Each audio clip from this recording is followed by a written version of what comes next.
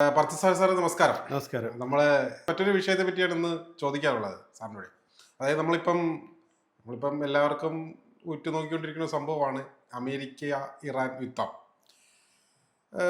ലോകത്തെ ഇപ്പം നമ്മളെ തന്നെ ഇവിടെ ഇന്ത്യയെ സംബന്ധിച്ചിടത്തോളം അത് വീടുകളെ തന്നെ ബാധിച്ചു, പാചകവാദത്തിന്റെ പ്രശ്നത്തിലായിരുന്നാലും. ഈ ഒരു പശ്ചാത്തലത്തിൽ അതിൻ്റെ ഒരു ചരിത്രം അന്വേഷിച്ച് പോകേണ്ടതുണ്ട് എന്നാണ് വിചാരിക്കുന്നത്.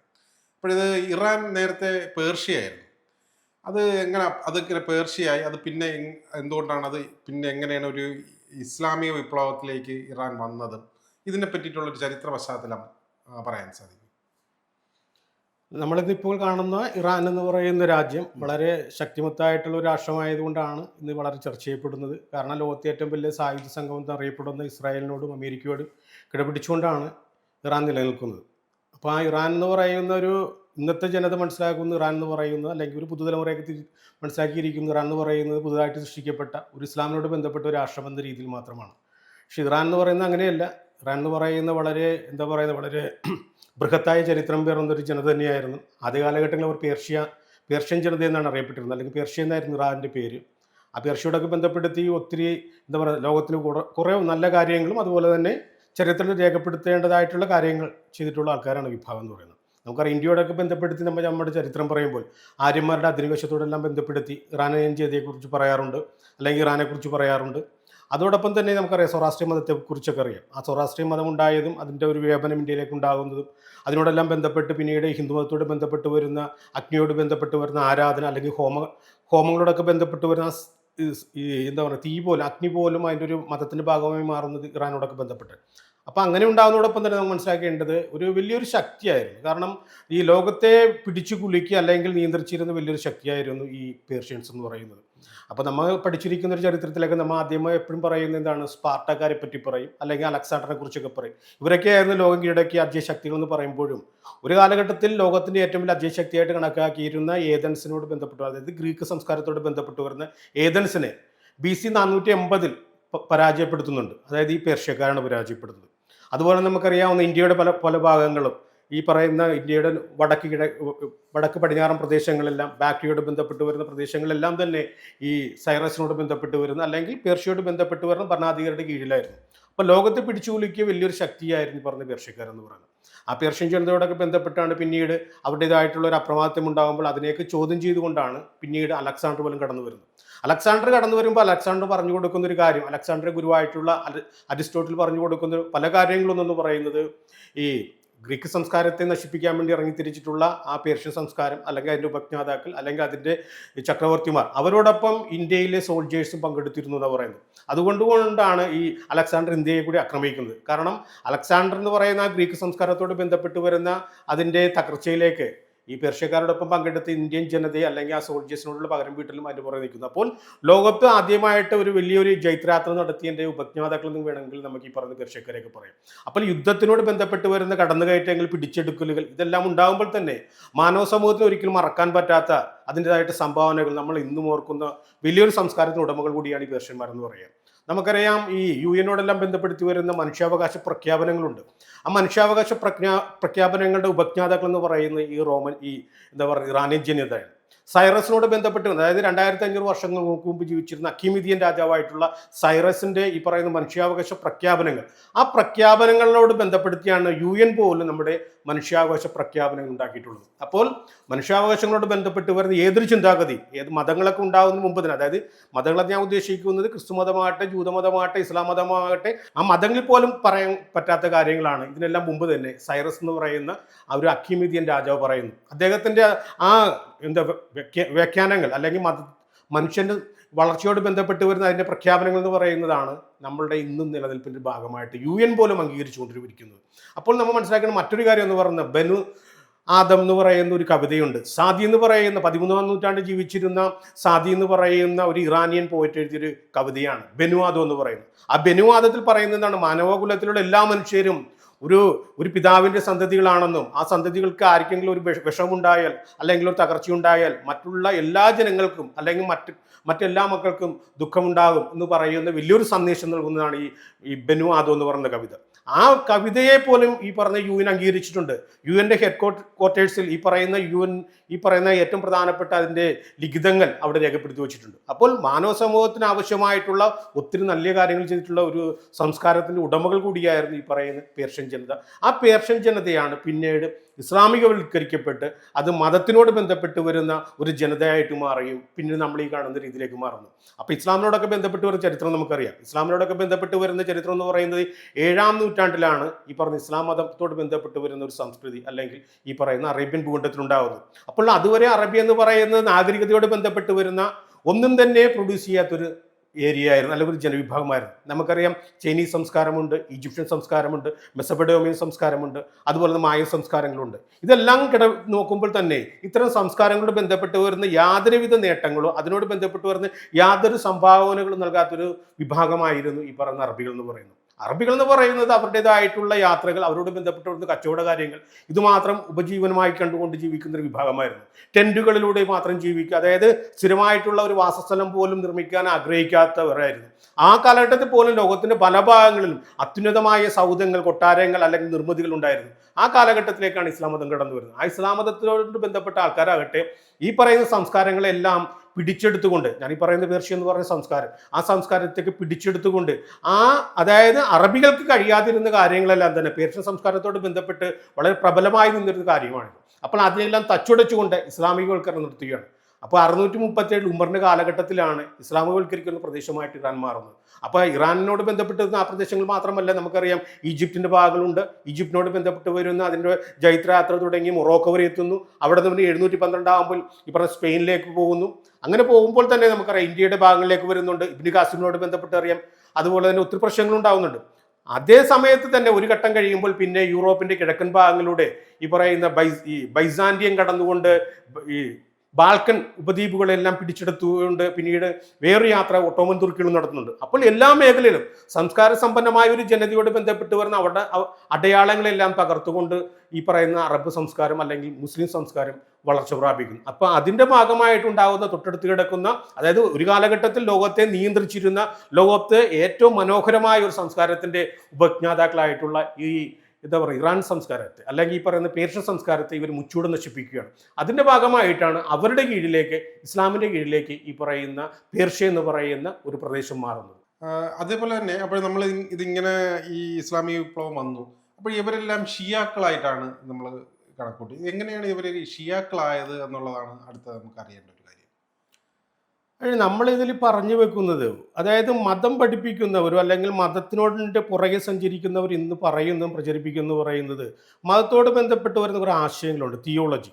ആ തിയോളജിയോട് ബന്ധപ്പെട്ട് വരുന്ന കുറേ അവാന്തര വിഭാഗങ്ങൾ ഉണ്ടായിട്ടുണ്ടെന്നുള്ള രീതിയിലാണ് പറഞ്ഞത്. പക്ഷേ അതൊന്നും അല്ല ഈ ഷിയാക്കളും സുന്നികളും എന്ന് പറയുന്ന അതിൻ്റെ അതിൻ്റെ വിഭജനത്തിന് കാരണമായിട്ടുള്ളത്. അത് രാഷ്ട്രീയം തന്നെയാണ്, അതായത് അധികാരം തന്നെയാണ്. നമുക്കറിയാം പ്രോഫറ്റ് മുഹമ്മദ് മരിക്കുന്ന ഒരു കാലഘട്ടത്തെ പറ്റി നമുക്കറിയാം. 632 അദ്ദേഹം മരിക്കുന്നു. ആ 632 മരിക്കുമ്പോൾ തന്നെ ഇതിനോട് ബന്ധപ്പെട്ട് വരുന്ന അതിൻ്റേതായിട്ടുള്ള കാര്യങ്ങൾ അവിടെ രൂപപ്പെടുന്നുണ്ട്. കാരണം പറഞ്ഞു വെക്കുന്നു 630 മക്കയെ മുസ്ലിങ്ങൾ കീഴടക്കുന്നത്. അപ്പോൾ ഇസ്ലാം മതത്തിന്റെ വളർച്ച എന്ന് പറയുന്നത് മദീനയോട് ബന്ധപ്പെട്ടാണ്. അതായത് ഒരു അഭയാർത്ഥിയായിട്ട് മദീനയിലേക്ക് കടന്നിരുന്ന ഒരാളായിരുന്നു മുഹമ്മദും അദ്ദേഹത്തോട് ബന്ധപ്പെട്ട് വരുന്ന മുഹാജിറുകൾ എന്ന് പറയുന്ന ഖുറൈശികളും. എണ്ണത്തിൽ വളരെ കുറവായ ഒരു വിഭാഗമാണ്. അപ്പോൾ ആ കാലഘട്ടത്തിൽ ഇസ്ലാമിന്റെ വളർച്ചയിൽ ഏറ്റവും വലിയൊരു ശക്തി എന്ന് പറയുന്നത് ഈ അൻസാറുകൾ എന്ന് പറയുന്ന മദീനയോട് ബന്ധപ്പെട്ട വിഭാഗങ്ങളാണ്. അപ്പോൾ മക്ക പിടിച്ചെടുക്കുന്ന സമയത്ത് ഖുറൈശി ഗോത്രജരായിട്ടുള്ളവർ അല്ലെങ്കിൽ മക്കയോട് ബന്ധപ്പെട്ട് വരുന്ന ഒരു ജനവിഭാഗത്തിന് മുസ്ലിം വിശ്വാസികളുടെ എണ്ണം വർദ്ധിക്കുകയാണ്. അങ്ങനെ വർദ്ധിക്കുമ്പോൾ ഇവിടെ ഈ പറയുന്ന അൻസാരികളെ സംബന്ധിച്ച് അവരെ സംബന്ധിച്ച് ഭയമുണ്ടാവുകയാണ്. കാരണം എന്താ വെച്ചിട്ടുണ്ടെങ്കിൽ അതായത് മതത്തിന്റെ വളർച്ചയിൽ ഏറ്റവും വലിയ സഹായം ചെയ്തു കൊടുത്തൊരു വിഭാഗമാണ് ഈ പറയുന്ന മദീനയിലോട് ബന്ധപ്പെട്ട് വരുന്ന ഇവർ, ഈ സഹായികളായിട്ട് നിൽക്കുന്ന അൻസാറുകൾ എന്ന് പറയുന്നത്. അപ്പോൾ ഇവരുടെ നിലനിൽപ്പ് തന്നെ ചോദ്യം ചെയ്തുകൊണ്ടാണ് മുഹാജിറുകൾ എന്ന് പറയുന്നൊരു വിഭാഗം ഇസ്ലാം മതത്തിലേക്ക് കടന്നു വരുന്നത്. ഇസ്ലാം മതത്തെ എതിർത്തവർ പോലും ഇസ്ലാം മതത്തിലേക്ക് കടന്നു വരുന്നുണ്ട്. നമുക്ക് മക്ക കീഴടക്കുന്ന സമയത്ത് നമ്മൾ മനസ്സിലാക്കേണ്ട ഒരു കാര്യം എന്ന് പറയുന്നത് ശത്രുക്കളായിട്ട് കണക്കാക്കുന്നവർ, അതായത് മുഹമ്മദിനെ കൊല്ലാൻ വേണ്ടി അഹോരാത്രം പ്രവർത്തിച്ചിരുന്ന ഖുറൈശികളായിട്ടുള്ള ആൾക്കാരുണ്ട്. അപ്പോൾ അതിനോട് ബന്ധപ്പെട്ട ഒരാളെ ഏറ്റവും പ്രധാനപ്പെട്ട അല്ലെങ്കിൽ ചരിത്രത്തിൽ കൂടുതൽ നമ്മൾ എപ്പോഴും ചർച്ച ചെയ്യുന്നവരാണ് അബു സുഫിയാൻ എന്ന് പറയുന്നത്. അബു സുഫിയാൻ എന്നൊക്കെ പറയുന്ന ഒരാളെന്ന് പറയുന്നത് മുഹമ്മദിനെ കൊല്ലാൻ വേണ്ടി നിലനിൽക്കുന്ന ആ സംഘത്തിന്റെ നേതാവ് കൂടിയായിരുന്നു. പക്ഷെ 630 മക്ക കീഴടക്കുന്നതോട് ബന്ധപ്പെട്ടുണ്ടാകുന്ന സംഭവത്തിൽ ഏറ്റവും പ്രധാനപ്പെട്ടത് ശത്രുക്കളായിട്ടുള്ള അല്ലെങ്കിൽ ഇസ്ലാമിന്റെ എതിരെ പ്രവർത്തിച്ചവരെല്ലാം തന്നെ മതം സ്വീകരിക്കുകയാണ്. മതം സ്വീകരിക്കുക മാത്രമല്ല, പിന്നീട് മതത്തോട് ബന്ധപ്പെട്ട ഏറ്റവും പ്രധാനപ്പെട്ട ആൾക്കാരായിട്ട്, അതായത് ഖുർആനോട് ബന്ധപ്പെട്ട് വരുന്ന രേഖപ്പെടുത്തലുകൾ പോലും ഇത്തരം ആൾക്കാരുകൾ ഏറ്റുപിടിക്കുന്നുണ്ട്. അതുപോലെ ഈ പറയുന്ന അബു സുഫിയാന്റെ മോളെ മുഹമ്മദ് വിവാഹം ചെയ്യുന്നുണ്ട്. അബു സുഫിയാന്റെ മറ്റൊരു പുത്രനായിട്ടുള്ള അല്ലെങ്കിൽ മുവാവി എന്ന് പറയുന്ന ഒരാള് ഈ പറയുന്ന മുഹമ്മദിനോട് ബന്ധപ്പെട്ട് പറഞ്ഞ ഖിലാഫത്ത് അല്ലെങ്കിൽ ഇസ്ലാമിക ലോകം ഭരിക്കുന്ന ഒരു വക്താവായിട്ട് പോലും മാറുന്നുണ്ട്. അപ്പോൾ ഞാൻ പറഞ്ഞു വെക്കുന്നത് 630 ശേഷം ഈ അൻസാറുകളെ സംബന്ധിച്ച് ഒരു ഭയം ഉണ്ടാവുകയാണ്. ഈ ഭയം എന്ന് പറയുന്ന 32 മുഹമ്മദ് മരിക്കുമ്പോൾ അതിന് തീവ്രമായ ഒരു അവസ്ഥയിലെത്തി. കാരണം മുഹമ്മദ് മരിക്കുമ്പോൾ പുതിയ ഒരാള് ആരാണ് ഇസ്ലാം മതത്തെ നയിക്കേണ്ടെന്ന കാര്യം പറഞ്ഞിട്ടില്ല. അപ്പോൾ മുഹാജിറുകളെ സംബന്ധിച്ച് അത് ഞങ്ങളുടെ പാരമ്പര്യമായ ഒരു അവകാശമാണ്, ഖുറൈശികളുടെ അവകാശമാണെന്നൊരു പ്രഖ്യാപനം നടത്തപ്പെട്ടുകയാണ്. അത് മുഹമ്മദിനെ പറഞ്ഞിട്ടുണ്ട്. മുഹമ്മദ് പറയുന്നത് ലോകത്ത് 4 ഖുറൈശികൾ അവശേഷിക്കുകയാണെങ്കിൽ പോലും ഇസ്ലാമിക ലോകത്തെ ഭരിക്കേണ്ടത് ഖുറൈശികളാണെന്ന് പറഞ്ഞിട്ടുള്ളതിനാൽ അൻസാറുകളെ സംബന്ധിച്ച് അവരുടെ നിലനിൽപ്പാണ് ചോദ്യം ചെയ്യുന്നത്. ഇവിടെയാണ് ഖുറൈശി വംശജനല്ലാത്ത ഒരാളെ മുഹമ്മദ് പിൻഗാമിയായിട്ട് ഞങ്ങൾ പിന്തുടരേണ്ടതുണ്ടെന്നൊരു തോന്നൽ നിന്നുകൊണ്ടാണ് ഈ പറയുന്ന ചർച്ച മാറുന്നത്. അപ്പോൾ മുഹമ്മദ് മരിക്കുമ്പോൾ മുഹമ്മദിനെ അടക്കം ചെയ്യാൻ പോലും ശ്രമിക്കാതെ ഈ പറയുന്ന വിഭാഗങ്ങളെല്ലാം തന്നെ അവരുടേതായിട്ടുള്ള രീതിയിലുള്ള ചർച്ചകളാണ്. കാരണം ആരായിരിക്കണം ഞങ്ങളുടെ കൂട്ടത്തിലുള്ള നേതാവായിട്ട് അല്ലെങ്കിൽ അടുത്ത ഖലീഫായിട്ട് വരുന്നുള്ള ചോദ്യങ്ങളും അതിനോട് വേണ്ടിയുള്ള ചർച്ചകളാണ് നടക്കുന്നത്. അപ്പോൾ അതിന്റെ ഭാഗമായിട്ട് അൻസാറുകൾ എന്താ ചെയ്യുന്നത്? അൻസാറുകൾ എന്ന് പറയുന്ന വിഭാഗം അലിയെ സപ്പോർട്ട് ചെയ്യുന്ന രീതിയിലേക്കാണ് മാറുന്നത്. കാരണം അവിടെ ഖലീഫ ഉണ്ടാകുന്നുണ്ട്. ഖലീഫ എന്ന് പറഞ്ഞാൽ ആദ്യം വരുന്നത് എന്താ പറയുക, അബൂബക്കറാണ് വരുന്നത്. അബൂബക്കർ എന്ന് പറയുന്ന ഒരാൾ വരുന്നു. അബൂബക്കർ കഴിഞ്ഞിട്ട് പിന്നെ ഉമർ വരുന്നു. ഉമർ കഴിഞ്ഞ് ഉസ്മാനും വരുന്നു. ഉസ്മാന് ശേഷമാണ് അലി വരുന്നെങ്കിൽ തന്നെയും ഈ പറയുന്ന വിഭാഗങ്ങളെല്ലാം തന്നെ അലിയുടെ കാഴ്ചപ്പാടിന് വിരുദ്ധമായിട്ടുള്ള ഒരു കാഴ്ചപ്പാട് നിലനിന്നവരാണ്. അപ്പോൾ അവർക്ക് ഈ അൻസാറുകളെ സംബന്ധിച്ച് അവർക്ക് സപ്പോർട്ട് ചെയ്യാവുന്ന അല്ലെങ്കിൽ അവർക്ക് പിൻവാങ്ങാവുന്ന ഒരാളെന്ന് പറയുന്നത് ഈ അലിയായിരുന്നു. അപ്പോൾ അലിയെക്കുറിച്ചുള്ള ചർച്ച, അലിയോട് ബന്ധപ്പെട്ട് വരുന്ന വിഭാഗങ്ങൾ ഈ പറയുന്ന ഈ ഷിയാക്കളായിട്ട് അല്ലെങ്കിൽ ഒരു അവാന്തര വിഭാഗമായിട്ട് അലിയുടെ പക്ഷക്കാരായിട്ട് മാറുകയാണ്. അങ്ങനെയാണ് ഷിയായിസത്തിന്റെ ഒരു ഒറിജിൻ ഉണ്ടാകുന്നത്. അപ്പോൾ അലിയോട് ബന്ധപ്പെട്ടിരുന്ന ആ വിഭാഗം ശക്തമായ വിഭാഗങ്ങളായിട്ട് മാറുകയാണ്. കാരണം മുഹമ്മദ് ജീവിച്ചിരിക്കുന്ന സമയം ആ ജീവിച്ചിരിക്കുന്നതിന് ബന്ധപ്പെട്ട് അലിയാണ് ഒരു അടുത്ത അവകാശി എന്നുള്ള പ്രഖ്യാപനം നടത്തിയായിട്ട് ഷിയ വിശ്വാസികൾ ഇന്നും പറയുന്നുണ്ട്. മാത്രമല്ല മുഹമ്മദ് മരിക്കുന്നു, അതിനുശേഷം ഉണ്ടാകുന്ന യുദ്ധങ്ങളുണ്ട്, മുവാവിയോട് ബന്ധപ്പെട്ട് വരുന്ന യുദ്ധങ്ങൾ. ആ യുദ്ധങ്ങളെല്ലാം തന്നെ അലിക്കെതിരെയാണ് ഈ യുദ്ധങ്ങൾ ഉണ്ടാകുന്നത്. അപ്പോൾ ഖുറൈശ് വിഭാഗത്തിൽപ്പെട്ട ആൾക്കാർ പോലും അലിക്കെതിരെ യുദ്ധം ചെയ്യുമ്പോൾ അലിയോട് ബന്ധപ്പെട്ട് വരുന്ന അനുയായികളുടെ എണ്ണം എന്ന് പറയുന്നത് ഈ പറഞ്ഞ അൻസാറുകളോട് ബന്ധപ്പെട്ട് വരുന്ന ഒരു വിഭാഗമാണ്. അവിടെ എടുത്തു പറഞ്ഞൊരു കാര്യം എന്ന് പറയുന്നത് ഖുറൈശികളോട് ബന്ധപ്പെട്ട് വരുന്ന, മക്കയോട് ബന്ധപ്പെട്ട് വരുന്ന ഒരു ഗോത്ര വിഭാഗത്തെ അലിയോട് ബന്ധപ്പെട്ട് വരുന്ന അനുയായികൾ നമുക്ക് കണ്ടെത്താൻ പറ്റില്ല. അവിടെ മദീനയോട് ബന്ധപ്പെട്ട വിഭാഗങ്ങളാണ്. ആ വിഭാഗങ്ങളിൽ നിന്നാണ് പിന്നീട് ഈ പറയുന്ന ഷിയ വിശ്വാസികളുടെ എണ്ണം വർദ്ധിക്കുന്നത്.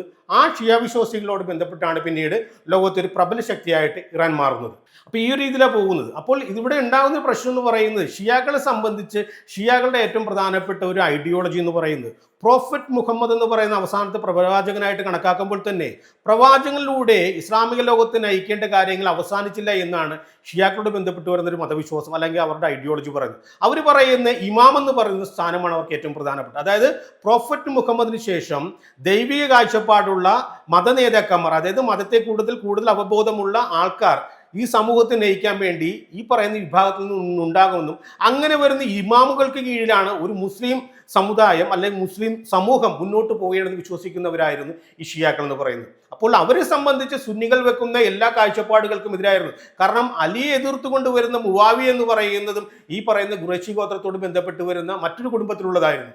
അപ്പോൾ ഇങ്ങനെ ഉണ്ടാകുന്ന കാര്യങ്ങൾ ഉണ്ടാകുമ്പോൾ അലിയോട് ബന്ധപ്പെട്ട് വരുന്ന ശത്രുത, അലിയുടെ പുത്രനായിട്ടുള്ള ഹുസൈനോട് ബന്ധപ്പെട്ട് വരുന്ന ശത്രുത, കർബല യുദ്ധങ്ങൾ അല്ലെങ്കിൽ കൂട്ടക്കുരുതികൾ, ഇതിനോടെല്ലാം ബന്ധപ്പെട്ട് നമുക്ക് കണക്കാക്കാൻ പറ്റുന്നത് അലിയോട് ബന്ധപ്പെട്ട് വരുന്ന ഒരു ന്യൂനപക്ഷത്തെ തകർക്കാൻ വേണ്ടി ഈ പറയുന്ന ഖുറൈശി ഗോത്രജരായിട്ടുള്ള അല്ലെങ്കിൽ മക്കയോട് ബന്ധപ്പെട്ട് വരുന്ന വിഭാഗങ്ങൾ എല്ലാ കാലത്തും നിലനിന്നിട്ടുണ്ട്. അപ്പോൾ അതിൻ്റെയും കൂടി പ്രതിഫലനം എന്ന രീതിയിലാണ് ഈ പറയുന്ന വിഭാഗങ്ങൾ ഈ ഖുറൈശി ഗോത്രജരായിട്ടുള്ള ഖലീഫുമാരെ ഒരിക്കലും അംഗീകരിക്കാത്തത്.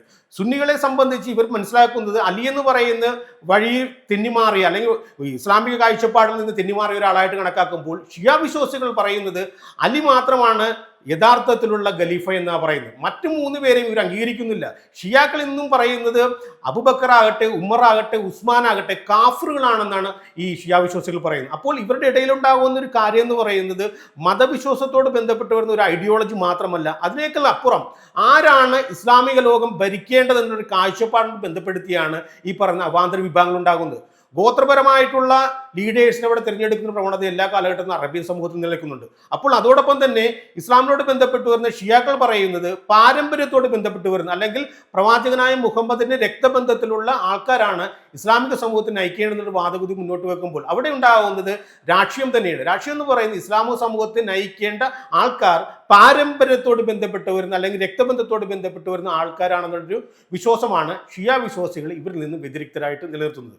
അതുപോലെ തന്നെ നമുക്ക് ഈ ഷിയാക്കളുമായിട്ട് ബന്ധപ്പെട്ട് വരുമ്പോൾ ഈ അവർക്ക് പ്രത്യേക പ്രബലമായിട്ടുള്ള ഏതെങ്കിലും പ്രദേശങ്ങളുണ്ടോ എന്നുള്ളതാണ് നമുക്ക് അറിയേണ്ടത്.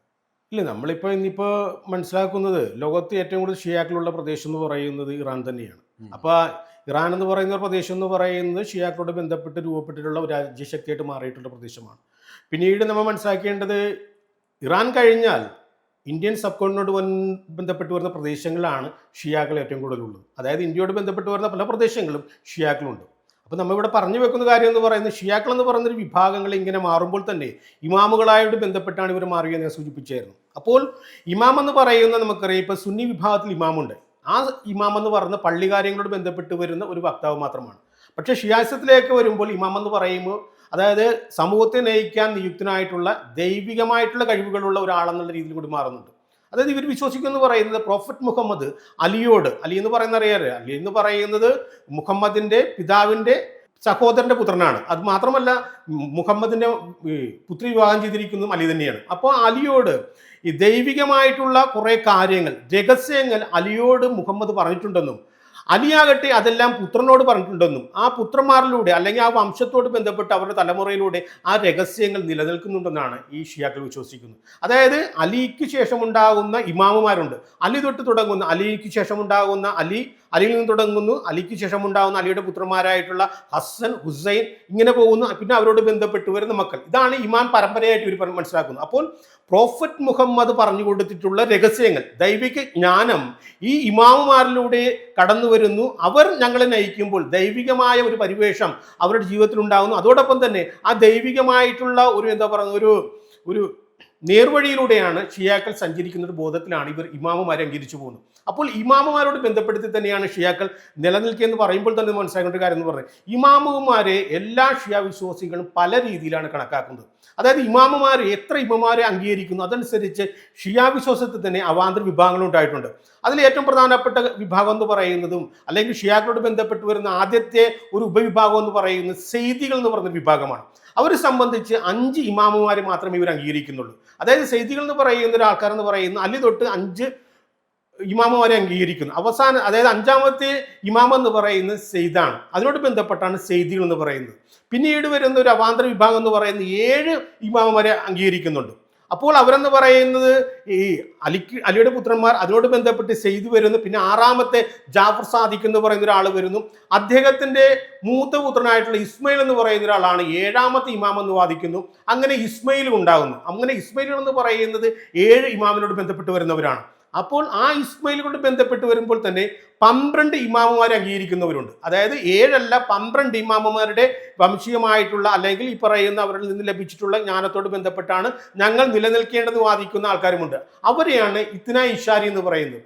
ഇന്ന് ഇറാനിലെ ഒരു പ്രബല വിഭാഗം, അതായത് 98% ഷിയാക്കളും ഇത്ന ഇഷാരി എന്ന് പറയുന്ന 12 ഇമാമുമാരെ വിശ്വസിക്കുന്ന ഷിയാക്കളാണ്. അപ്പോൾ ഇതിലും പറയേണ്ട ഒരു കാര്യം എന്ന് പറഞ്ഞാൽ 5 ഇമാമുമാരെ അല്ലെങ്കിൽ അവരെ ഫോളോ ചെയ്യുന്ന ആൾക്കാരുണ്ട്. അവരോട് ബന്ധപ്പെട്ട് വരുന്ന വളരെ ശക്തമായ വിഭാഗങ്ങൾ, അതായത് ഷിയ വിശ്വാസത്തിലെ ആദ്യത്തെ അവാന്തര വിഭാഗമായ സെയ്ദികളോട് ബന്ധപ്പെട്ട് വരുന്ന അവാന്തര വിഭാഗങ്ങൾ തന്നെ ഈ യമനോട് ബന്ധപ്പെട്ട് ഏറ്റവും പ്രബല ശക്തിയായിട്ട് നിലനിന്നൊരു കാലഘട്ടമുണ്ട്.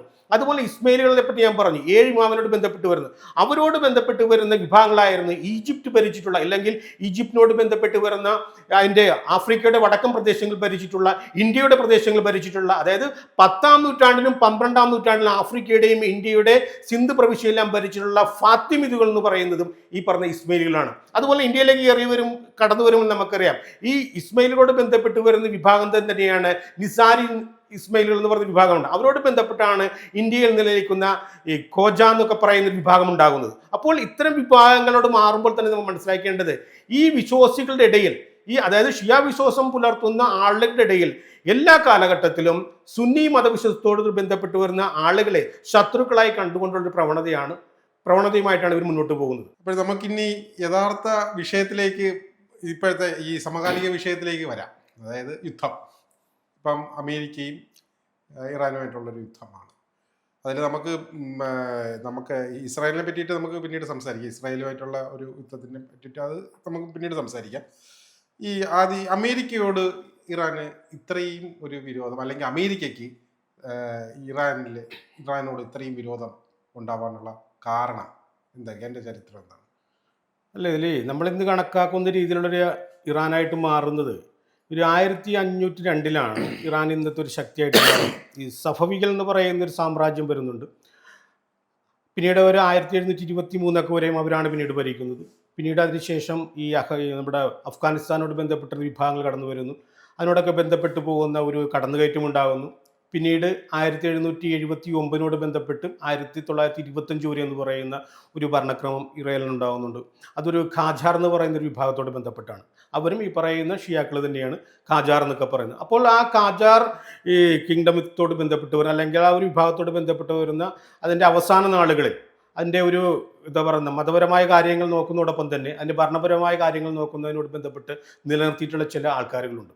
അതിനോട് ബന്ധപ്പെട്ട് വരുന്ന ഒരു പ്രധാനപ്പെട്ട ആളായിരുന്നു റിസാ ഖാൻ എന്ന് പറയുന്ന ഒരാൾ. അപ്പോൾ റിസാ ഖാൻ എന്ന് പറയുന്നത് ശരിക്കും പറഞ്ഞിട്ടുണ്ടെങ്കിൽ അദ്ദേഹം ഈ പറയുന്ന ഒരു 25 ആകുമ്പോൾ 1925 ആകുമ്പോൾ ഒരു അട്ടിമറി നടത്തുകയാണ്. അപ്പോൾ ഈ ഖാജാർ ഡൈനാസ്റ്റിയുടെ അവസാന കാലഘട്ടങ്ങളിൽ അദ്ദേഹം ഒരു അട്ടിമറി നടത്തിക്കൊണ്ട് അധികാരം പിടിച്ചെടുക്കുകയാണ്. അപ്പോൾ ഈ റിസാ ഖാൻ എന്ന് പറയുന്ന ഒരാൾ അധികാരം പിടിച്ചെടുക്കുമ്പോൾ അദ്ദേഹത്തിൻ്റെതായിട്ട് ബന്ധപ്പെട്ട് വരുന്ന ഒരു ഇറാനോട് ബന്ധപ്പെട്ട ഒരു ചരിത്രമാണ് നമ്മൾ മനസ്സിലാക്കുന്നത്. അപ്പോൾ ആ റിസാ ഖാനാണ് പിന്നെ റിസാ ഷാ പല്ലവിയായിട്ട് മാറുന്നത്. അതിനോട് ബന്ധപ്പെട്ടാണ് ഈ പറയുന്ന ആധുനിക ഇറാന്റെ റിസാ ഷാ പല്ലവിയോട് ബന്ധപ്പെട്ട് വരുന്ന പല്ലവി സാമ്രാജ്യം ഉണ്ടാകുന്നത്. അപ്പോൾ റിസാ ഖാനോട് ബന്ധപ്പെട്ട് വരുന്ന കാര്യങ്ങൾ ഉണ്ടാകുമ്പോൾ തന്നെ നമ്മൾ മനസ്സിലാക്കേണ്ട കാര്യം അതിന് പ്രധാനപ്പെട്ട 2 ഭരണാധികാരികളാണ് ഉള്ളത്. അതിന് ആദ്യത്തെ എന്ന് പറയുന്നത് റിസാ ഖാൻ എന്ന് പറയുന്ന ഭരണാധികാരി.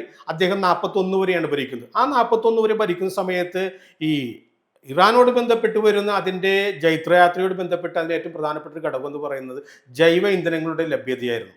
ആ ജൈവ ഇന്ധന ലഭ്യത എന്ന് പറയുന്ന കാലഘട്ടത്തിൽ തന്നെ മനസ്സിലാക്കേണ്ടത് റഷ്യയോട് ബന്ധപ്പെട്ട് വരുന്ന വിഭാഗങ്ങളും അതുപോലെ തന്നെ ബ്രിട്ടനോട് ബന്ധപ്പെട്ട് വരുന്ന ശക്തികളും ഇറാനെ പിടിച്ചെടുക്കാൻ വേണ്ടിയുള്ള ശ്രമങ്ങൾ നടത്തുന്നുണ്ട്.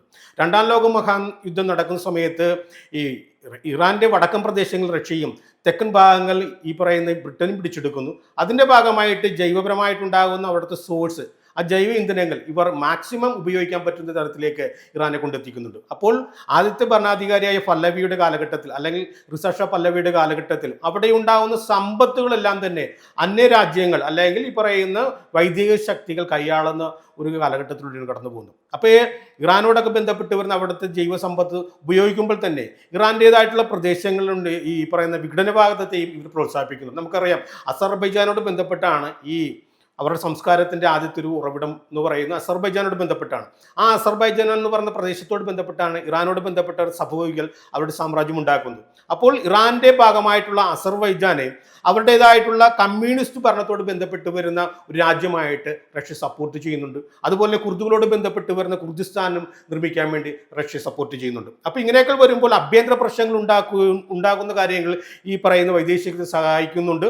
അതോടൊപ്പം തന്നെ ഇറാനോട് ബന്ധപ്പെട്ട് വരുന്ന ജൈവ ഇന്ധന ലഭ്യത ഉറപ്പാക്കാനുള്ള കാര്യങ്ങൾ ചെയ്യുന്നുണ്ട്. അപ്പോൾ എല്ലാം കൊണ്ടും ഇറാനോട് ബന്ധപ്പെട്ട് വരുന്ന കാര്യങ്ങൾ എന്ന് പറയുന്നത് ഒരു അർത്ഥ സ്വതന്ത്ര രാഷ്ട്രമായിട്ടാണ് ഇറാൻ നിലനിന്ന് പോകുന്നത്. അതായത് വൈദിക ശക്തികളുടെ കടന്നുകയറ്റം അവരുടെ ചൂഷണം മൂലം എന്നും എന്താ പറയുക തകർച്ചയോട് കടന്നു പോകുന്ന ഒരു രാജ്യമായിട്ട് ഇറാൻ മാറുകയാണ്. അങ്ങനെ പോകുമ്പോൾ യു എന്നോട് ബന്ധപ്പെട്ട് വരുന്ന സംഘടനകൾ ഉണ്ടാകുന്നുണ്ട് 2ാം ലോക മഹായുദ്ധത്തിന് ശേഷം. അപ്പോൾ യു എന്നിൽ പോലും ഈ പറയുന്ന റഷ്യയുടെ വിടവാങ്ങലിന് വേണ്ടി ഇവർ സമ്മർദ്ദം ചെലുത്തുന്നു. മാത്രമല്ല ഇറാന്റെ പ്രദേശങ്ങളിൽ നിന്ന് ഒഴിഞ്ഞു മാറാൻ വേണ്ടി അവർ മോസ്കോയിൽ പോയി നേരിട്ട് അവിടുത്തെ ഭരണകൂടത്തോട് സംസാരിക്കുന്നുണ്ട്. അപ്പോൾ അതിൻ്റെ ഭാഗമായിട്ട് 46 ആകുമ്പോൾ റഷ്യ അവരുടെ കടന്നുകയറ്റത്തിലൂടെ ഉണ്ടാക്കിയെടുത്ത് അവരുടേതായിട്ടുള്ള കുറേ നേട്ടങ്ങളുണ്ട്. ആ നേട്ടങ്ങൾ നിലനിർത്തിക്കൊണ്ട്, അതായത് ജൈവ ഇന്ധനയുടെ ലഭ്യത ഉറപ്പുവരുത്തിക്കൊണ്ട് തന്നെയാണ് അവരവിടെ പുറത്തേക്ക് പോകുന്നത്. അപ്പോൾ 46 അവസാനത്തിലെല്ലാം ഈ ഇറാനോട് ബന്ധപ്പെട്ട പ്രദേശങ്ങളിൽ നിന്ന് റഷ്യ പിൻവാങ്ങുമ്പോൾ 47 എന്ന് പറയുന്ന ഒരു ടൈമിൽ, അതായത് 41 ഈ പറയുന്ന ആദ്യത്തെ റിസാ ഷാ പല്ലവിയുടെ അധികാരം കഴിഞ്ഞ് പുത്രനായിട്ടുള്ള അടുത്ത ആൾ കടന്നു വരും, മുഹമ്മദ് റിസാ ഷാ പല്ലവി കടന്നു വരികയാണ്. അപ്പോൾ മുഹമ്മദ് റിസാ ഷാ പല്ലവിയെ സംബന്ധിച്ച് അദ്ദേഹം കൂട്ടുകൂടുന്നത് അമേരിക്കയുമായിട്ടാണ്. 1947 അമേരിക്കയുമായിട്ട് അദ്ദേഹം ഒരു ഉടമ്പടി വെക്കുന്നുണ്ട്. അതായത് സൈനികമായിട്ടുള്ള എല്ലാവിധ സഹായങ്ങളും അമേരിക്ക ഇറാന് നൽകാമെന്നുള്ളൊരു ഉറപ്പിന്മേലാണ് പിന്നീട് രണ്ടാമത്തെ ഭരണാധികാരി മുന്നോട്ട് പോകുന്നത്. അപ്പോൾ അമേരിക്കയോട് ബന്ധപ്പെട്ട് വരുന്ന ഒരു കാലഘട്ടത്തിലൂടെയാണ് 47 ശേഷം ഇറാൻ മുന്നോട്ട് പോകുന്നത്. അപ്പോൾ അതിനോട് ബന്ധപ്പെട്ടുണ്ടാകുന്ന മാറ്റങ്ങൾ ഉണ്ടാകുന്നുണ്ട്. കാരണം ഇറാനോട് ബന്ധപ്പെട്ട് വരുന്ന അതിൻ്റെ വളർച്ചയിൽ ഒരു നിർണായക ശക്തിയായിട്ട് അമേരിക്ക മാറുകയാണ്.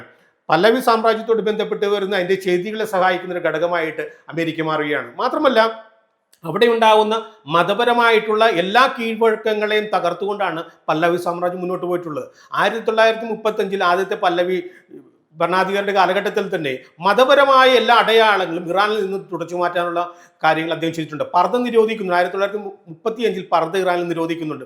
അതുപോലെ തന്നെ ഇറാനിക വസ്ത്രധാരണ രീതി മാറ്റി സൂട്ടും അതുപോലെ തന്നെ അതിനോട് ബന്ധപ്പെട്ട് വരുന്ന ഡ്രസ് കോഡാണ് അവിടെ വരുത്തുന്നത്. അതുപോലെ തന്നെ ഹാറ്റിന്റെ രൂപത്തിലുള്ള ഇറാനോട് ബന്ധപ്പെട്ട് വരുന്ന പുതിയൊരു ഹാറ്റ് വരുന്നുണ്ട്. അതായത് പല്ലവി തൊപ്പി എന്നെല്ലാം നമ്മൾ പറഞ്ഞു വെക്കുന്ന അത്തരം കാര്യങ്ങൾ വരുന്നുണ്ട്. അതുപോലെ ഖുറാന്റേതായിട്ടുള്ള അതിൻ്റെതായിട്ടുള്ള ഒരു കടന്നുകയറ്റമുണ്ട്, അല്ലെ മതപണ്ഡിതന്മാരുടേതായിട്ടുള്ള ഒരു അപ്രമാദിത്വമുണ്ട്. ഇതിനെല്ലാം നിരാകരിച്ചുകൊണ്ടാണ് പല്ലവി സാമ്രാജ്യം മുന്നോട്ട് പോകുന്നത്. അപ്പോൾ മതപരമായിട്ടുണ്ടാകുന്ന ഷിയാബിസോത്തത്തിന്റെ ഏറ്റവും പ്രധാനപ്പെട്ട ഒരു ഈറ്റില്ലമാണെന്ന് നമ്മൾ പറയുമ്പോൾ തന്നെ ഈ മതത്തോട് ബന്ധപ്പെട്ട് വരുന്ന അതിൻ്റെ ഉപജ്ഞാതാക്കളെയും അല്ലെങ്കിൽ അതിനോട് ബന്ധപ്പെട്ട് വരുന്ന അപ്ലോസന്മാരുടെ കാര്യങ്ങളെല്ലാം തന്നെ നിശ്ചിതമായി വിമർശിച്ചുകൊണ്ടും അവരെ നിരാകരിച്ചും കൊണ്ടാണ് ഈ പറയുന്ന പല്ലവി സാമ്രാജ്യം ഇറാനിൽ ഭരിക്കുന്നത്. അതിനുവേണ്ട എല്ലാവിധ സഹായം ചെയ്യുന്നതാകട്ടെ കത്തോലിക്ക മതത്തോട് ബന്ധപ്പെട്ട് നിൽക്കുന്ന ഈ പറഞ്ഞ അമേരിക്കയുമാണ്. അപ്പോൾ ഇറാനിലെ ഇടയിലുണ്ടാകുന്ന ഇത്തരം അഭ്യന്തര പ്രശ്നങ്ങൾ, അതായത് അവിടുത്തെ ജനങ്ങൾ പോലും ഈ പറയുന്ന ഇറാനിലെ ഭരണാധികാരികൾക്കെതിരെ ഉണ്ടാകുമ്പോൾ ഇറാൻ ചെയ്യുന്ന ഒരു കാര്യം എന്ന് പറയുന്നത് അമേരിക്കയുടെ സഹായത്തോട് വാങ്ങിക്കൂട്ടിയിട്ടുള്ള, അതായത് അവിടുത്തെ ജൈവ ഇന്ധനത്തിന് ഉപയോഗിച്ച് ലഭ്യമാക്കിയിട്ടുള്ള ആയുധങ്ങൾ അവിടുത്തെ ജനങ്ങൾക്കെതിരെ ഉപയോഗിക്കുകയാണ്. സവാക്ക് എന്ന് പറയുന്ന നമുക്കറിയാം അവിടുത്തെ രഹസ്യാന്വേഷണ വിഭാഗമുണ്ട്. ആ സവാക്കിനെ അതിന്റെ മുൻധാരയിലേക്ക് എത്തിക്കുന്നത് CIA എന്ന് പറഞ്ഞ അമേരിക്കൻ ചാരസംഘടനയാണ്. അപ്പോൾ ആയുധപരമായിട്ടും നയതന്ത്രപരമായിട്ടും ഇറാന്റെ നിലനിൽപ്പ്, ഇറാന്റെ മുന്നോട്ടുള്ള യാത്ര എന്ന് പറയുന്ന ഈ അമേരിക്കയുടെ ബുദ്ധി അതുപോലെ അവരുടെ ആയുധ ശേഖരത്തോട് ബന്ധപ്പെട്ട് വരുന്ന അതിന്റെ ഉറപ്പിന്മേലാണ്. അപ്പോൾ തീർച്ചയായിട്ടും അമേരിക്കയെ തോൽപ്പിക്കുക എന്ന് പറയുന്ന ഒരു ആവശ്യകത എന്ന് പറയുന്നത് ഇറാനിലെ പല്ലവി സാമ്രാജ്യത്തെ തോൽപ്പിക്കുക എന്ന് പറയുന്ന ഒന്ന് തന്നെയാണ്. കാരണം ഇറാനോട് ബന്ധപ്പെട്ടുണ്ടാകുന്ന അവിടുത്തെ മതപരമായ അടിസ്ഥാനപരം അല്ലെങ്കിൽ മതത്തോട് ബന്ധപ്പെട്ട രാജ്യമാണെന്ന് പറയുമ്പോൾ തന്നെ ആ മതത്തോട് ബന്ധപ്പെട്ട് വരുന്ന എല്ലാവിധ അവകാശങ്ങളെ ഹനിച്ചുകൊണ്ടാണ് ഇറാൻ ഭരിക്കുന്ന പല്ലവി സാമ്രാജ്യവും ആ പല്ലവി സാമ്രാജ്യത്തെ എല്ലാവിധ രീതിയിലും സഹായിക്കുന്ന അല്ലെങ്കിൽ അതിൻ്റെ ഒരു പ്രധാനപ്പെട്ട എന്താ പറയുക ബന്ധുബലത്തോട് നിലനിൽക്കുന്ന അമേരിക്കൻ ചെയ്യുന്നു. അപ്പോൾ അവിടെ ഉണ്ടാകുന്ന വിപ്ലവങ്ങൾ ഉണ്ടാകുന്നുണ്ട്. കാരണം എണ്ണ ദേശസാൽക്കരിക്കപ്പെടുന്നതിന് ശേഷമാണ് ഈ പറയുന്ന റഷ്യയും ബ്രിട്ടനും അവിടുന്ന് പിൻവാങ്ങുന്നത്. അതിന്റെ ഭാഗമായിട്ടാണ് പിന്നെ അമേരിക്കയോട് ഇവർ കൂട്ടുകെട്ടുണ്ടാക്കുന്നത്. അങ്ങനെ കൂട്ടുകെട്ടുണ്ടാക്കുമ്പോൾ പോലും ഈ പറഞ്ഞ അമേരിക്കയുടേതായിട്ടുള്ള ഒരു അപ്രമാദിത്വമാണ് പിന്നീട് അവിടെ കടന്നു വരുന്നത്. അതായത് മതപരമായിട്ടുണ്ടാകുന്ന യാതൊരു കാര്യങ്ങൾക്കും അവിടെ സ്ഥാനമില്ലാത്തൊരവസ്ഥ വരുമ്പോൾ പല്ലവിയോട് ബന്ധപ്പെട്ട് വരുന്ന അതിൻ്റെ ഭരണാധികാരികൾ ഇറാനിൽ നിന്ന് കൊഴിഞ്ഞു പോകേണ്ടതുണ്ടെന്നുള്ളൊരു വാദഗതി ഉയർത്തുന്നതിൻ്റെ ഭാഗമായിട്ടാണ് 1979 വിപ്ലവം ഉണ്ടാകുന്നു. ആ വിപ്ലവത്തിന്റെ ഉപജ്ഞാതാക്കൾ എന്ന് പറയുന്നത് റൊഹേല്ല ഖൊമേനി എന്ന് പറയുന്ന ആള്, അലി ശരീഅത്ത് അലി എന്ന് പറയുന്ന ആള്, ഇത്തരം ആൾക്കാരായിരുന്നു. അലി ശരീഅത്ത് എന്നൊക്കെ പറയുന്ന മുസ്ലിം കമ്മ്യൂണിസ്റ്റ് എന്ന് പറയുന്നു. അപ്പൊ ഇത്തരം ആൾക്കാരെല്ലാം തന്നെ ഷാലിയോട് ബന്ധപ്പെട്ട് വരുന്ന റിസാ ഷാ പല്ലവിയോട് ബന്ധപ്പെട്ട് വരുന്ന അധികാരത്തെ ഇറാനിൽ നിന്നും തൂത്തെറിഞ്ഞുകൊണ്ട് ഇസ്ലാമിക ഭരണം കാഴ്ചവെക്കണമെന്നുള്ള ആവശ്യമായിട്ടാണ് ഈ പറഞ്ഞ വിപ്ലവം നടന്നത്. വിപ്ലവത്തെ പോലും ഷായുടെ ഭരണകൂടം അടിച്ചമർത്തുകയാണ്. 1979 നടക്കുന്ന ആ വിപ്ലവത്തോട് ബന്ധപ്പെട്ട് വരുന്ന അതിൻ്റെ എന്താ പറയുന്നതിൻ്റെ തടയലുണ്ട്. ആ വിപ്ലവത്തെ തടയാൻ വേണ്ടി നടക്കുമ്പോൾ 60,000-ഓളം വരുന്ന കൂട്ടക്കൊലകളാണ്, 60,000-ഓളം വരുന്ന ആളുകളാണ് അവിടെ കൊല ചെയ്യപ്പെടുന്നത്. അപ്പോൾ സ്വന്തം ജനങ്ങളെ തന്നെ ഷാ ഈ പറയുന്ന അമേരിക്കയുടെ ആയുധം ഉപയോഗിച്ച് കൊല്ലുകയാണ്. പിന്നീട് നിൽക്കക്കളിയില്ലാതെ ഇദ്ദേഹം അവിടെ നിന്ന് പിൻവാങ്ങുമ്പോൾ നമ്മൾ മനസ്സിലാക്കേണ്ടത് ഇവിടെ പുതിയൊരു ഭരണകൂടം വരികയാണ്. റോഹുള്ള ഖൊമേനിയുടെ കീഴിലുള്ള പുതിയൊരു ഭരണകൂടം ഇറാനിൽ വരുമ്പോൾ ആ ഭരണകൂടത്തോട് ബന്ധപ്പെട്ടാണ് 1979 ഇസ്ലാമിക് റിപ്പബ്ലിക് എന്ന രീതിയിലേക്ക് ഇറാൻ മാറുന്നത്. അങ്ങനെ മാറുമ്പോൾ അതുവരെ ഉണ്ടായിരുന്ന എല്ലാ കാര്യങ്ങളെയും എതിർക്കുന്ന ഒരു ശക്തിയായിട്ടാണ് ഈ പറയുന്ന ഇറാനോട് ബന്ധപ്പെട്ട് ഒരു ഇസ്ലാമിക രാഷ്ട്രം മാറുന്നത്. അതുവരെ ഇസ്ലാമിക രാഷ്ട്രം എന്ന രീതിയിലായിരുന്നില്ല ഇറാൻ നിലനിന്നിരുന്നത്. അപ്പോൾ ഇസ്ലാമിക രാഷ്ട്രമായപ്പോൾ ആ ഇസ്ലാമിക രാഷ്ട്രത്തിന്റെ വരവിന് വേണ്ടി ഉണ്ടാകുന്ന സാഹചര്യം ഒരുക്കുമ്പോൾ അതിനെയെല്ലാം തടയുന്നൊരു വിഭാഗമായിരുന്നു അമേരിക്കയും ഈ പറയുന്ന റിസാ ഷാ പല്ലവിയും. അപ്പോൾ അവിടെ ഉണ്ടാകുന്ന ശത്രുത എന്ന് പറയുന്ന ഒരു പ്രധാന കാര്യം എന്ന് പറയുന്നത്, മറ്റൊരു കാര്യം എന്ന് പറയുന്നത് റിസാ ഷാ പല്ലവിയോട് ബന്ധപ്പെട്ട് വരുന്ന അതിൻ്റെ തകർച്ചയോട് ബന്ധപ്പെട്ട് വരുന്ന വിപ്ലവം ഉണ്ടാകുമ്പോൾ അദ്ദേഹം അവിടെ നിന്ന് പാലായനം ചെയ്യുന്നുണ്ട്. പാലായനം ചെയ്ത് അദ്ദേഹം അമേരിക്കയിലേക്ക് ചേക്കേറുന്നുണ്ട്. അമേരിക്കയിലേക്ക് ചേക്കേറുമ്പോൾ ഈ പറയുന്ന ഇറാനോട് ബന്ധപ്പെട്ട് വരുന്ന അവിടുത്തെ വിപ്ലവ സംഘടനകളെല്ലാം തന്നെ ഈ അമേരിക്കയിൽ ചേക്കേറിയിട്ടുള്ള റിസാ ഷാ പല്ലവിയെ വിട്ടുതരണമെന്നുള്ള ആവശ്യം ഉന്നയിച്ചുകൊണ്ട് അമേരിക്കൻ എംബസി, അതായത് ഇറാനുള്ള അമേരിക്കൻ എംബസിയെ കൈയടക്കുന്നുണ്ട്, വളയുന്നുണ്ട്. അതിന്റെ ഭാഗമായിട്ട് അമേരിക്കൻ എംബസിയോട് ബന്ധപ്പെട്ട് അവിടുത്തെ ഉദ്യോഗസ്ഥന്മാരായിട്ടുള്ള അമേരിക്കക്കാരെ തടങ്കിലാക്കുന്നുണ്ട്. അപ്പോൾ തടങ്കിലാക്കുമ്പോൾ അവിടെ പ്രശ്നം എന്ന് പറയുന്നത് 444 ദിവസമാണ് അവർ തടങ്കലിൽ അവിടെ നിന്നത്. അപ്പോൾ അമേരിക്കയോട് ബന്ധപ്പെട്ട് വരുന്നൊരു വാദഗതിയെ അവർ മനസ്സിലാക്കുന്നത് വെച്ചിട്ടുണ്ടെങ്കിൽ, അതായത് റിസാ ഷാ പല്ലവി അമേരിക്കയിൽ ചേക്കേറി, റിസാ ഷാ പല്ലവിയെ വിട്ടുതന്നാൽ മാത്രമേ ഞങ്ങൾ ഈ പറയുന്ന അഭയാർത്ഥികളായിട്ട് പിടിച്ചു വച്ചിരിക്കും, അല്ല ഈ പറയുന്ന ഈ ഉദ്യോഗസ്ഥന്മാരെ വിട്ടുതരുവുള്ളൂ എന്ന് പറയുന്നത്. അപ്പോൾ ഇവിടെ മനസ്സിലാക്കേണ്ട കാര്യം എന്താണെന്ന് വെച്ചിട്ടുണ്ടെങ്കിൽ, ഇറാനിലുണ്ടായിട്ടുള്ള ജൈവ ഇന്ധനത്തോട് ബന്ധപ്പെട്ട് അവിടെ രൂപീകരിക്കപ്പെട്ടുള്ള വലിയൊരു സമ്പത്തുണ്ട്. ആ സമ്പത്തെല്ലാം അമേരിക്കയെ കേന്ദ്രീകരിച്ചുകൊണ്ടാണ് റിസാ ഷാ പല്ലവി സ്വരൂപിച്ചിരിക്കുന്നത്. അപ്പോൾ റിസാ ഷാ പല്ലവി അമേരിക്കയിലേക്ക് പോയപ്പോൾ അതുവരെ ഉണ്ടായിരുന്ന ഇറാനോട് ബന്ധപ്പെട്ട് വരുന്ന ആ ഒരു സമ്പത്തുണ്ട്. ആ സമ്പത്ത് വീണ്ടെടുത്താൽ മാത്രമേ ഞങ്ങൾ ഈ പറയുന്ന എന്താണ് ഈ പറയുന്നത് അമേരിക്കക്കാരോട് ബന്ധപ്പെട്ട് വരുന്ന ആൾക്കാരെ വിട്ടുതരുന്നു എന്നുള്ള ഒരു വാദഗതിയാണ് അവിടുത്തെ ജനങ്ങൾ വെക്കുന്നത്. ആയത്തുള്ള ഖൊമേനിയോട് ബന്ധപ്പെട്ട് വരുന്ന വിദ്യാർത്ഥികളാണ്, 450ഓളം വരുന്ന വിദ്യാർത്ഥികളാണ് ഈ പറയുന്നൊരു ദൗത്യത്തിൽ ഏർപ്പെട്ടിട്ടുള്ളത്. അപ്പോൾ അമേരിക്ക ചെയ്യുന്നത് എന്താണ്? അമേരിക്ക പറയുന്നത് മറ്റൊരു കാര്യമാണ്. അമേരിക്ക പറയുന്നത് ഞങ്ങളുടെ ആൾക്കാരെ നിങ്ങൾ അവിടെ പിടിച്ചു വെച്ചിട്ടുണ്ട്, അത് പിടിച്ചു തരുന്ന, അത് വിട്ടഴിച്ചാൽ മാത്രമേ പൈസ തരൂ, പിടിച്ചു വെച്ചിരിക്കുന്നവരുടെ ജീവനുള്ള ഉറപ്പിനായിട്ടാണ് ഞങ്ങൾ പൈസ തരാത്തെന്നാണ് പറയുന്നത്. അപ്പോൾ ഇങ്ങനെ ചർച്ച പോകുന്നു, പ്രശ്നങ്ങളുണ്ടാകുന്നു. അതിൻ്റെ ഭാഗമായിട്ട് സായുധ സംഘത്തെ ഇറക്കിക്കൊണ്ട് അമേരിക്കക്കാരെ രക്ഷിക്കാമെന്നൊരു താല്പര്യം ഇവർ കാണിക്കുന്നുണ്ട്. അതിനോട് ബന്ധപ്പെട്ട് ഹെലികോപ്റ്ററിൽ അവിടെ ആർമി ഇറക്കാൻ വേണ്ടി ശ്രമിക്കുന്നു, പക്ഷെ നടക്കുന്നില്ല. 8ഓളം വരുന്ന അമേരിക്കൻ വൈമാനികർ മരിക്കുന്നുണ്ട്. അപ്പോൾ ആ ദൗത്യത്തെ അവർ പിൻവാങ്ങിയാണ്. പിന്നീട് 1981 അമേരിക്കൻ ഈ ഉദ്യോഗസ്ഥരെ വിട്ടുകൊടുക്കുന്നു. അവിടുത്തെ അൾജീരിയ എന്ന് പറയുന്ന ഒരു ആഫ്രിക്കൻ രാഷ്ട്രത്തിന്റെ ഇടപെടലോട് ബന്ധപ്പെട്ടാണ്. അപ്പോൾ അമേരിക്കയോട് ബന്ധപ്പെട്ട് വരുന്ന അതിന്റെ നാണക്കേടെന്ന് പറയുന്നത് ഈ ഇറാൻ റവല്യൂഷനോട് ബന്ധപ്പെട്ട് വരുന്ന നമുക്ക് കാണാൻ പറ്റും. കാരണം ഇറാനോട് ബന്ധപ്പെട്ട് വരുന്ന റിസാ ഷാ പല്ലവിയെ തോൽപ്പിക്കുന്നതോടൊപ്പം തന്നെ അമേരിക്കൻ സമൂഹത്തെ അല്ലെങ്കിൽ അമേരിക്കൻ ഭരണകൂടത്തെ മുൾമുനയിൽ നിർത്തിക്കൊണ്ടാണ് ഈ പറയുന്ന ആയത്തുള്ള ഖൊമേനി ഇറാന്റെ പരമോന്നത നേതാവായിട്ട് മാറിയിട്ടുള്ളത്. അപ്പോൾ എല്ലാ കാലഘട്ടത്തിലും ഇറാനെ എതിർക്കുന്ന ഒരു വൈദേശിക ശക്തിയായിട്ടാണ് അമേരിക്ക ഈ പറയുന്ന 1979 മുതൽ, അതായത് അതിനോട് ബന്ധപ്പെട്ടാണ് ഇറാൻ ഇന്ന് നിലനിൽക്കുന്നത്. അതായത് ഇന്നിപ്പോൾ ആയത്തുള്ള റൊഹേല ഖൊമേനിക്ക് ശേഷം അലി ഖൊമേനി വന്നു, അതിനുശേഷം ഇപ്പോൾ അടുത്ത ഖൊമേനി വന്നില്ല, അത് 3ാമത്തെ ഖൊമേനിയാണ്. അപ്പോൾ ഇറാന്റെ ഷിയ വിശ്വാസത്തോട് ബന്ധപ്പെട്ട് നിലനിൽക്കുന്ന ആ ഒരു മതരാഷ്ട്രത്തിൽ അതിൻ്റെ വളർച്ചയുടെ ഘട്ടത്തിൽ ഏറ്റവും വലിയ ശത്രുക്കളായിട്ട് നിലനിന്ന ഒരു രാജ്യമായിരുന്നു അമേരിക്ക എന്ന് പറയുന്നത്. ആ അമേരിക്കയുടെ തിരോധാനം എന്ന് പറയുന്നത് ഇസ്ലാമിക രാഷ്ട്രമായിട്ടുള്ള ഇറാനെ സംബന്ധിച്ച് വലിയൊരു കടമയായിട്ടാണ് അവരിന്നും കണക്കാക്കുന്നത്. അതേപോലെ നമ്മൾ ഈ യുദ്ധത്തിൽ കാണുന്നത് അമേരിക്ക ഇറാനെ ആക്രമിക്കുമ്പോഴും ഇറാൻ തിരിച്ചാക്രമിക്കുന്നത് സൗദിയെ അല്ലെങ്കിൽ അറബ് രാഷ്ട്രങ്ങളെയാണ്. അതെന്തായിരിക്കും അതിൻ്റെ കാരണം? ഇത് വംശീയമായ ഒരു കാഴ്ചപ്പാടുണ്ട് ഇതിൽ. കാരണം ഇതിൽ വംശീയത എന്ന് പറയുന്നത് ഈ അറബികളും ഇറാനിയൻസും രണ്ടാണെന്ന് മനസ്സിലാക്കണം. കാരണം അറബികൾ എന്ന് പറഞ്ഞ് നമ്മൾ തുടക്കത്തിൽ പറഞ്ഞായിരുന്നു, അറബികളെ ഒരിക്കലും ഇറാനിയൻ ജനത അംഗീകരിച്ചിട്ടില്ല. ഇറാൻ എന്ന് പറയുന്ന ഒരു പേരിലേക്ക് മാറുന്നത് 1935 പേർഷ്യ എന്ന പേര് മാറ്റി ഇറാനിലേക്ക് വരുന്നത് 35. അപ്പോൾ ഇറാൻ എന്ന് പറയുന്ന വാക്കിൻ്റെ അർത്ഥം എന്ന് പറയുന്നത് ആര്യന്മാരുടെ നാടെന്നാണ് പറയുന്നത്. അപ്പോൾ ആര്യന്മാരെന്ന് പറഞ്ഞാൽ നമുക്കറിയാം, അപ്പോൾ ഈ നമ്മൾ നേരത്തെ സൂചിപ്പിച്ചതാണ്, അതായത് പല്ലവി സാമ്രാജ്യത്തിലോട് ബന്ധപ്പെട്ട് വരുന്ന അവിടുത്തെ റിസാ ഷാ പല്ലവി പോലും ഇറ്റലിയിലെ നാസിസത്തോട് ബന്ധപ്പെട്ട് വരുന്ന ഐഡിയോളജി സപ്പോർട്ട് ചെയ്തിട്ടുള്ള ആൾക്കാരാണ്. അപ്പോൾ യൂറോപ്പിനോട് ബന്ധപ്പെട്ട് വരുന്ന ആര്യൻ വിഭാഗത്തിന്റെ ഏറ്റവും പ്രധാനപ്പെട്ട ജനതയാണെന്ന് വാദിക്കുന്ന ഹിറ്റ്ലറിന്റെ ആശയങ്ങളോട് ബന്ധപ്പെട്ട് തന്നെയാണ് ഈ പറയുന്ന റിസാ ഷാ പല്ലവി എന്ന് പറയുന്ന ആളും നിലനിന്നിട്ടുള്ളത്. കാരണം അദ്ദേഹം അധികാരത്തിൽ വന്നതിന് ശേഷം അദ്ദേഹം പറയുന്ന ആര്യ മെഹർ എന്ന് പറയുന്ന ഒരു വാക്ക് അദ്ദേഹത്തിന്റെ പദവിയോട് ബന്ധപ്പെടുത്തി അദ്ദേഹം ഉപയോഗിക്കുന്നു. ആര്യമെഹർ എന്ന് പറയുന്നത് ആര്യന്മാരിലെ സൂര്യൻ എന്നാണ് അർത്ഥം, അല്ലെങ്കിൽ ആര്യന്മാരിലെ എന്താ പറയുന്ന പ്രഭ എന്നാണ് അർത്ഥം. അപ്പോൾ ആര്യമെഹർ എന്ന് പറയുമ്പോൾ തന്നെ അവർ പറയുന്ന ആര്യന്മാരുടെ ഒരു രക്തം എന്ന് പറയുന്നത് മറ്റു ജനതയേക്കാൾ മേന്മയേറിയ ആണെന്നൊരു കാഴ്ചപ്പാട് ഇറാനിയൻ ജനത എല്ലാ കാലത്തും നിലനിർത്തിയിട്ടുണ്ട്. അവർ പറഞ്ഞു വെക്കുന്നത് അറബികളാണ്, അറബികളോട് ബന്ധപ്പെട്ട് വരുന്ന ഒരു വിഭാഗമാണ് ഇസ്ലാം മതത്തിന്റെ ഉപജ്ഞാതാക്കൾ എങ്കിൽ തന്നെയും അറബികളുടെ ഇടയിൽ എന്ന് പറയുന്ന ഒരു ആശയം ഞങ്ങൾ സ്വീകരിക്കാൻ തയ്യാറാണ്. പക്ഷേ അറബികളുടേതായിട്ടുള്ള അപ്രമാദത്തെ ഞങ്ങൾ വെച്ചുകൊടുക്കില്ലെന്നാണ് പറയുന്നത്. അപ്പോൾ ഇറാനിയൻസ് അല്ലെങ്കിൽ പേർഷ്യൻ ജനത ഈ പറയുന്ന എല്ലാവരെയും അറബിയോട് ബന്ധപ്പെട്ട് വരുന്ന ആൾക്കാരെ കുറിച്ച് അവരെന്ന് പറയുന്നത് വൃത്തിയില്ലാത്ത വിഭാഗമാണ്, അതുപോലെ തന്നെ സാമൂഹ്യപരമായിട്ട് യാതൊരു കെട്ടുറപ്പുമില്ലാത്തൊരു വിഭാഗമാണെന്നാണ് പറയുന്നത്. അപ്പോൾ അതായത് ഒരു താഴ്ന്ന ജനസമൂഹമായിട്ടാണ് പേർഷ്യൻ ജനതയായിട്ടുള്ള ഈ ഇറാനിയൻ വിഭാഗം ഇവരെ കണക്കാക്കുന്നത്. അതുകൊണ്ട് തന്നെ ഷിയാ വിശ്വസത്തോട് ബന്ധപ്പെട്ട് നിലനിൽക്കുന്ന ഞങ്ങൾ ഈ പറഞ്ഞ ഇസ്ലാമിക കാഴ്ചപ്പാട് പുലർത്തുന്ന ഏതൊരു അറേബ്യൻ രാഷ്ട്രത്തെക്കാൾ മേന്മയേറിയവരാണെന്നാണ് ഇവരുടെ വാദം നിലനിൽക്കുന്നത്. അപ്പോൾ ഇതിനോട് ബന്ധപ്പെടുത്തി നമുക്കറിയാവുന്ന ഒരു കാര്യം സൗദി അറേബ്യയുടെ കാര്യമുണ്ട്. സൗദി അറേബ്യക്ക് ഒരു പ്രത്യേകതയുണ്ട്. സൗദി അറേബ്യ എന്ന് പറയുന്ന ഇസ്ലാമിക ലോകത്തിലെ ഏറ്റവും പ്രധാനപ്പെട്ട പരിപാവനമായ ഇടങ്ങളുണ്ട്. ആ ഇടങ്ങളോട് ബന്ധപ്പെട്ടാണ് മക്കയും മദീനയും. ആ മക്കയും മദീനയോട് ബന്ധപ്പെട്ട് വരുന്ന അതിൻ്റെ എന്താ പറയുന്ന അതിനെ സംരക്ഷിക്കുന്ന ഒരു വിഭാഗം എന്ന രീതിയിൽ ഇസ്ലാമിക സമൂഹത്തിൽ വലിയൊരു സ്ഥാനം അവർക്ക് ഉണ്ട്. മാത്രമല്ല സൗദി അറേബ്യയോട് ബന്ധപ്പെട്ട് വരുന്ന സൗദ് സാമ്രാജ്യം, സൗദ് കുടുംബം, ആ കുടുംബക്കാർ എന്ന് പറഞ്ഞ ഇസ്ലാമികമായ കാഴ്ചപ്പാടുകളെല്ലാം എതിർത്തുകൊണ്ട് അവരുടേതായിട്ടുള്ള രീതിയിൽ മക്കയോട് ബന്ധപ്പെട്ട് വരുന്ന മദീനയോട് ബന്ധപ്പെട്ട് വരുന്ന കാര്യങ്ങളെ മുന്നോട്ട് കൊണ്ടുപോയിട്ട് ഷിയാക്കൾ വിശ്വസിക്കുന്നുണ്ട്. കാരണം ഈ സൗദ് കുടുംബത്തിനോട് ബന്ധപ്പെട്ട് വരുന്ന അതേ വംശപരമ്പരയിലുള്ള ആൾക്കാരാണ് മക്കയോട് ബന്ധപ്പെട്ട് അതിന് വാതിലെല്ലാം സ്വർണം പൂശിയത്. അപ്പോൾ ഇതിനെ ആദ്യം വിമർശിക്കുന്ന ശക്തമായ വിമർശനം ഉണ്ടാക്കുന്നത് ഈ പറയുന്ന ജനതയിൽ നിന്നാണ്. മാത്രമല്ല ഇറാനോട് ബന്ധപ്പെട്ട് വരുന്ന ഹജ്ജിനോട് ബന്ധപ്പെട്ട് വരുന്ന എല്ലാ കാലഘട്ടങ്ങളിലും ഇറാൻ ജനതയോട് ബന്ധപ്പെട്ടിരുന്ന ആൾക്കാരെ ഇല്ലായ്മ ചെയ്യാൻ വേണ്ടി ഇവർ ശ്രമിക്കാറുണ്ട്.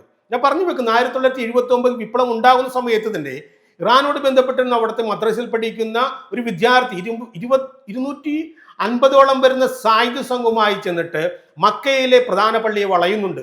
അതിന്റെ ഭാഗമായിട്ട് അവിടെ കലാപം ഉണ്ടാകുന്നു. ഈ പറയുന്ന 130ഓളം വരുന്ന അതിലെ ആൾക്കാർ മരിക്കുന്നുണ്ട്. അപ്പോൾ 1979 തന്നെ, അതായത് അയത്തുള്ള ഖൊമേനി അധികാരത്തിൽ വരുമ്പോൾ തന്നെ അവരുടെ ശത്രുത എന്ന് പറയുന്നത് സൗദി അറേബ്യയുടേതായിരുന്നു. ആ സൗദി അറേബ്യയോട് ബന്ധപ്പെട്ട് വരുന്ന 79 ശേഷം ഉണ്ടാകുന്ന എല്ലാ ഹജ്ജ് കർമ്മങ്ങളിലും ഈ വിഭാഗങ്ങൾ, അതായത് ഇറാനോട് ബന്ധപ്പെട്ട് വരുന്ന വിഭാഗങ്ങൾ സൗദി അറേബ്യക്കെതിരെ മുദ്രാവാക്യങ്ങളോ പ്രതിഷേധങ്ങളോ ഉയർത്താറുണ്ട്. നമുക്കറിയാം 2015 അവിടെ ഉണ്ടാകുന്ന കൂട്ടക്കൊലയുണ്ട്. 2400ഓളം ആൾക്കാരാണ് അന്നത്തെ ഹജ്ജിനോട് ബന്ധപ്പെട്ട് കൊല ചെയ്യപ്പെട്ടതായിട്ട് പറയുന്നത്. അതിൽ 400 പേർ ഇറാനിയൻസ് ആയിരുന്നു എന്ന് പറയുന്നത്. അതുപോലെ 1987 എന്ന് പറയുന്ന ചരിത്രത്തിൽ വളരെ വിമർശനാത്മകമായിട്ട് നമ്മൾ പറഞ്ഞു വെക്കുന്ന ഒരു കാര്യമാണ്. ആ ഹജ്ജിനോട് ബന്ധപ്പെട്ടായിരുന്നു 402ഓളം വരുന്ന ഇറാനിയൻ ഹാജിമാരെ കൊല ചെയ്യുന്നത്. അപ്പോൾ നിരന്തരം ഇവർ തമ്മിലുള്ള ഒരു പ്രശ്നം ഇങ്ങനെ മുന്നോട്ട് പോവുകയാണ്. അപ്പോൾ സൗദി ഭരണകൂടവുമായിട്ട് ഷിയാക്കളായിട്ടുള്ള ഈ ഇറാനിയൻ ജനതയ്ക്കുണ്ടാകുന്ന പ്രശ്നങ്ങളുടെ പ്രധാന കാര്യം എന്ന് പറയുന്നത് സൗദി എന്ന് പറയുന്ന വഹാബിസത്തോട് ബന്ധപ്പെട്ട് വരുന്ന സൗദ് സാമ്രാജ്യത്തിന്റെ ഒരു ഒരു രീതിയിൽ മുന്നോട്ട് പോകുന്ന ഒരു രാജ്യമാണ്. കാരണം വഹാബിസം മുന്നോട്ട് വെക്കുന്ന ആശയങ്ങളുണ്ട്. ഇബിൻ തൈമിയോട് ബന്ധപ്പെട്ട് വരുന്ന, ഇബിൻ ഹംബലിനോട് ബന്ധപ്പെട്ട് വരുന്ന ആശയങ്ങളുണ്ട്. ആ ആശയങ്ങൾ എന്ന് പറയുന്നത് ഷിയാ വിശ്വാസികളെ അവിശ്വാസികളായിട്ടാണ് കണക്കാക്കുന്നത്. അതായത് വഹാബിസം ഫോളോ ചെയ്യുന്ന സൗദ് ഭരണകൂടമാകട്ടെ അല്ലെങ്കിൽ സൗദി അറേബ്യ ആകട്ടെ അവിശ്വാസികളായിട്ടുള്ള ഒരു രാജ്യത്തോട് ബന്ധപ്പെട്ട് വരുന്ന ആൾക്കാർ മാത്രമാണ് ഈ പറയുന്ന ഇറാൻ ജനതയായിട്ട് കണക്കാക്കുന്നത്.